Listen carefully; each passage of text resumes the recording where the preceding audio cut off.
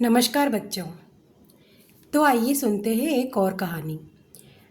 एक बहुत गरीब इंसान था, बहुत गरीब, कि उसको 2 वक्त का खाना भी नहीं मिलता था। वो हमेशा परेशान रहता था कि मेरी कैसी किस्मत है, मुझे एक समय का खाना भी मेरे नसीब में नहीं है। तो ऐसे ही उसके दिन कट रहे थे बेचारे के। एक दिन क्या हुआ, उस गांव में से एक साधु, बड़ा महान तपस्वी था, वो निकला। तो सभी लोग साधु को कोई सवाल कर रहे थे, अपने अपने जीवन की समस्याएं बता रहे थे। तो ये भी लाइन में लग गया और इसने पूछा कि महाराज, आप तो इतने बड़े ज्ञानी हैं, तपस्वी हैं, मुझे बताइए कि आखिर क्या है मेरी किस्मत में। मुझे एक समय का खाना भी ढंग से नहीं मिलता है, मुझे क्या करना चाहिए, मैं क्या करूं। साधु ने उसका हाथ देखा और उसके हाथ देखते ही कुछ सोचने लग गया। तो वो परेशान हो गया। आदमी पूछा कि उसने कि क्या हुआ साधु महाराज, ऐसा क्या है मेरी किस्मत में। तो उसने बोला कि तुम्हारी किस्मत में आज के बाद 20 रोटी खाओगे, इतना ही तुम्हारा जीवन है। बस 20 रोटी के बाद तुम्हारा जीवन ख़त्म, उसके बाद तुम्हारे लाइफ में कुछ भी नहीं रहेगा। क्या कह रहे हो साधु महाराज, मैंने तो 20 रोटी तक नहीं देखी आज तक, आप 20 रोटी की बात कर रहे हो, मुझे कहाँ से मिलेगी 20 रोटी। तो बोले वो कितने भी साल लग जाए, बस 20 रोटी जब तुम्हारी ख़त्म होगी तब तुम्हारा आयुष्य ख़त्म हो जाएगा।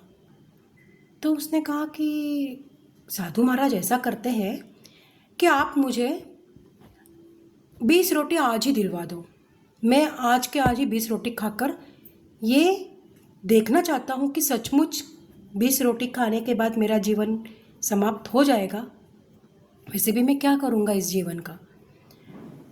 तो साधु महाराज बोलते नहीं नहीं, मैं कहाँ से लाऊंगा तुम्हारे लिए 20 रोटी। तो वो आदमी बोलता है कि नहीं नहीं, आप तो इतने बड़े तपस्वी हो, आपके लिए ही काम मुश्किल नहीं है। तो तपस्वी ने अपने शिष्यों से कहा कि देखो भाई देखो, गांव में जाकर कुछ रोटियां मिलती हो तो ले आओ, उसमें से 20 रोटी हम इस आदमी को दे देंगे। तो कुछ शिष्य जो थे वो गांव में गए और रोटियां इकट्ठी करके लेकर आए और उस आदमी के झोले में उन लोगों ने 20 रोटियां रख दी। अब 20 रोटियां देखकर वो आदमी इतना खुश हुआ कि उसने आज तक कभी 20 रोटी ही नहीं देखी थी।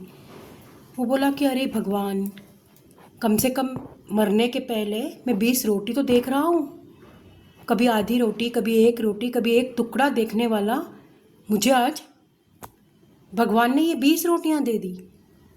वाह वाह महाराज, आपका बहुत बहुत धन्यवाद, आपने मेरे ऊपर बहुत उपकार किए हैं। ऐसे वो साधु के गुणगान गाने लगा, उनके पैर पड़ने लगा और वो साधु वहाँ से चले गए। अब 20 रोटी देख देख कर उसको इतनी खुशी हो रही थी कि वो बैठ गया एक जगह पर और पहले उसने एक रोटी खाई, फिर उसने दूसरी रोटी खाई। अब 2 रोटी खाते से ही उसका पेट भर गया, क्योंकि उसको आदत ही नहीं थी इतनी रोटियां खाने की, वो तो एक आधी रोटी खाने वाला आदमी था। तो उसने बोला कि अरे, कि रोटियां ख़त्म कैसे होगी, और कल तक तो ये सड़ जाएगी, अब मैं इन रोटियों का क्या करूँगा। अरे, अभी 18 रोटियां मेरे पास में है और मुझे तो भूख ही नहीं है, अब क्या करें, अब क्या करें। तो उसने देखा कि उसके सामने से एक उससे भी ज़्यादा गरीब इंसान जा रहा था। तो उसने उसको बुलाया कि भाई, तुमको भूख लगी हो तो ये लो, मेरे पास में खूब सारी रोटियां हैं, तुम्हारी जितनी इच्छा हो खा लो इसमें से। तो वो आदमी बड़ा खुश हो गया कि अरे वाह, रोटियां हैं। उस आदमी ने भी 1-2 रोटियां उठाई और वो दौड़ते हुए गया अपने खूब सारे अपने जैसे भूखे लोगों को बोलने के लिए कि देखो देखो, वहाँ पर एक आदमी के पास खूब सारी रोटियां हैं, चलो तुम लोगों का आज तो पेट भर जाएगा। और ऐसे करते करते 10-15 भिखारी वहाँ पर इकट्ठे हो गए और सबको उसने वो रोटियां बांट दी। अब जैसे ही उसने वो रोटियां बांटी उसकी ये खबर जो थी वो गांव में चली गई। जितने भी भिखारी लोग थे उन तक ये बात पहुंच गई, और उन तक पहुंचते पहुंचते गांव में भी ये बात पहुंच गई। तो गांव के कुछ लोगों ने क्या किया कि चलो भाई, ये इंसान है कोई, वो रोटियां बांटता है, तो अपने घरों की बची हुई रोटियां सब लोग उस इंसान के पास लाके रखने लगे। और जैसे ही कोई रोटी लाके रखता, वो क्या करता, पहले अपना पेट भर लेता, 2 रोटी खा लेता, बची हुई रोटियां वो ऐसे ही अपने जैसे गरीबों में बांट देता। अब धीरे धीरे क्या हुआ, ऐसे करते करते रोज़ उसके पास में रोटियों के गट्ठर जमा होने लग गए, और वो खूब बिंदास पहले खुद 2 रोटी खा लेता और सबको रोटियां बांट देता, बुला बुला कर सबको रोटियां देता। तो इस तरह से तो वो एक दानी भिखारी बन गया था, और उसका नाम गांव में होने लग गया। कई दान धर्म करने वाले लोग आकर उसके पास में अब रोटी, सब्जी, दाल, चावल, कभी कोई फल लाकर देता, कभी कोई कुछ लाकर दे रहा है, कभी कोई कपड़े लाकर देता। वो एक हाथ कपड़े की जोड़ अपने लिए रखता, बाकी कपड़े वो दान कर देता। तो उसकी ये जो आदत थी कि वो खुद पहले अपनी ज़रूरत पूरी करता और बचा हुआ सब लोगों में बांट देता, तो उसका बहुत नाम होने लग गया। धीरे धीरे उसके पास में एक घर आ गया, उसकी शादी हो गई, उसके पत्नी, बाल बच्चे, और उसका बहुत नाम हो गया शहर में, बहुत बड़ा आदमी बन गया वो। पर रोटियां बांटना उसने नहीं छोड़ा।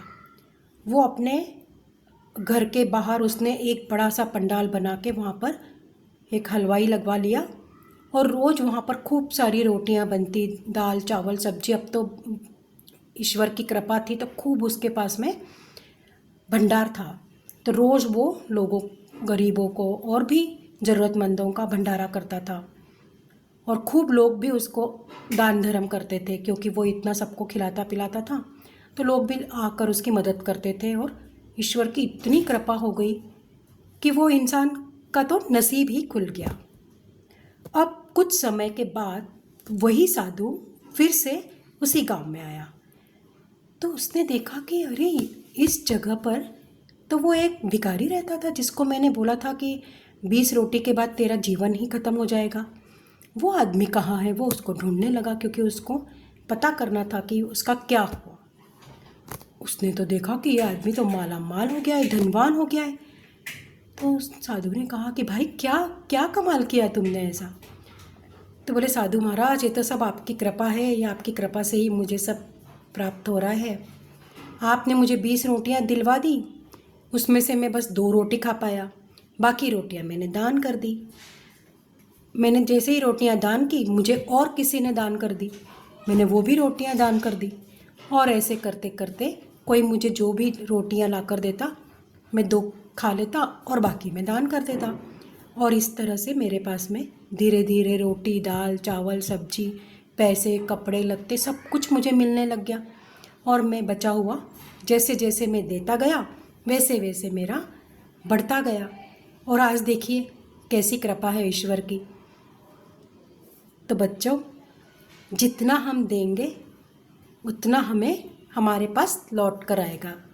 जैसा हम देते हैं वैसा हमारे पास लौट कर आता है। ये एक मराठी कहानी थी, उसी की मैंने आपको सुनाई है।